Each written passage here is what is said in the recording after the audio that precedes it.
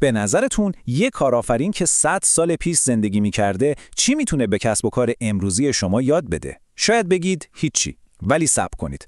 امروز می‌خوایم بریم سراغ یه گول به اسم هنری فورد و ببینیم چطور اصول بظاهر قدیمیش هنوزم که هنوزه میتونه کل بازی رو برای ما عوض کنه.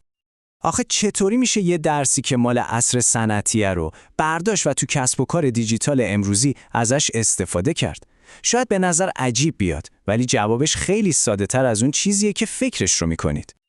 خب، برای اینکه جواب این سوال رو پیدا کنیم، قراره 3 تا ستون اصلی رو با هم بررسی کنیم.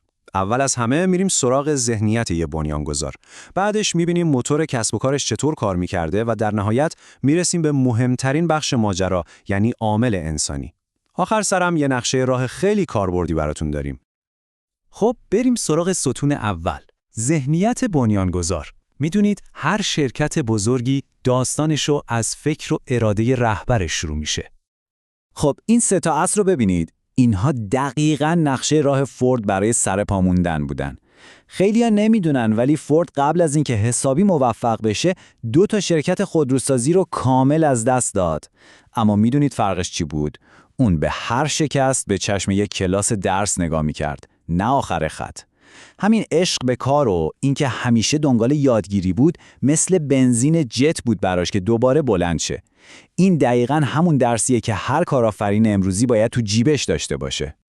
خب فقط ذهنیت قوی داشتن که کافی نیست، درسته؟ باید بتونی اون ایده رو به یه ماشین پولسازی تبدیل کنی. پس حالا بریم سراغ ستون دوم، موتور کسب و کار. اینجا میخوایم ببینیم اون اصول عملیاتی که یه بیزینس رو راه میندازه و رو دور نگه میداره چیا هستن.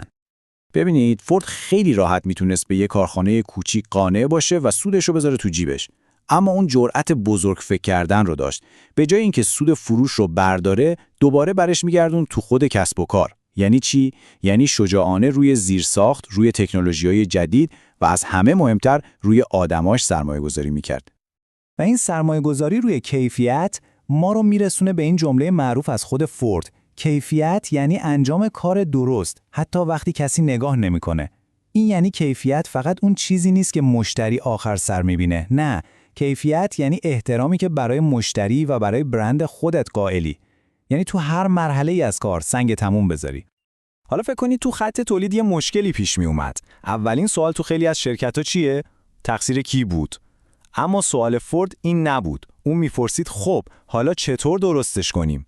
همین یه تغییر نگاه ساده تفاوت بین یه محیط کاری پر از ترس و استرس رو با یه محیطی که توش ناآوری و حل مسئله حرف اول رو میزنه مشخص میکنه. زمین تو آسمون فرقشه. خب بهترین ماشینا و بهترین سیستما رو هم که داشته باشی بدون آدمای درست به هیچ جا نمیرسی. و اینجاست که میرسیم به ستون آخر که به نظر من مهمترین ستونه، عامل انسانی. اینجا قراره ببینیم یک کسب و کار چطور باید با آدماش رفتار کنه.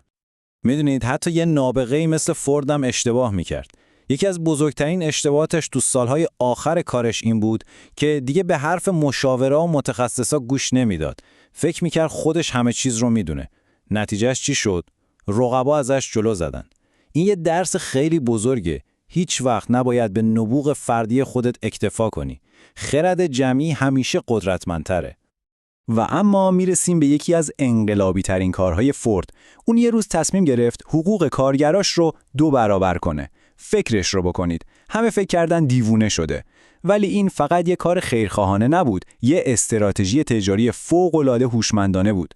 فورد با این کار به کارگرای خودش قدرت خرید داد تا بتونن همون ماشینایی رو بخرن که خودشون میساختن. یه بازی 2 سر برد. و نتیجه معرکه بود. وفاداری کارمندها سر به فلک کشید. دیگه کسی نمیخواست از شرکت بره. کیفیت تولید به شکل چشمگیری بهتر شد و اسم برند فورد تو کل جامعه با احترام برده میشد. این یعنی چی؟ یعنی وقتی برای آدم‌هات ارزش قائل میشی، اونها هم برای برند تو ارزش آفرینی میکنن. به همین سادگی. خیلی خوب، تا اینجا 3 تا ستون اصلی رو با هم دیدیم. حالا وقتشه همه این تیکه ها رو بذاریم کنار هم و ببینیم چطور اینها میتونن یه نقشه راه کامل برای موفقیت کسب و کارهای امروزی باشن.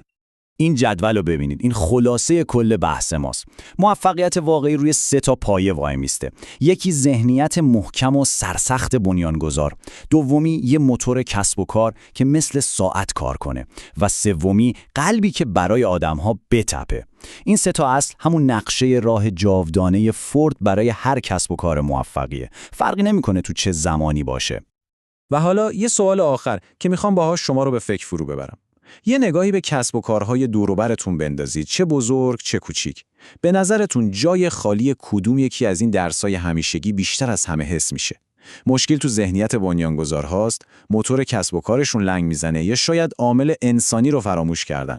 جواب شما به این سوال میتونه یه تحلیل جالب از دنیای کار امروز ما باشه.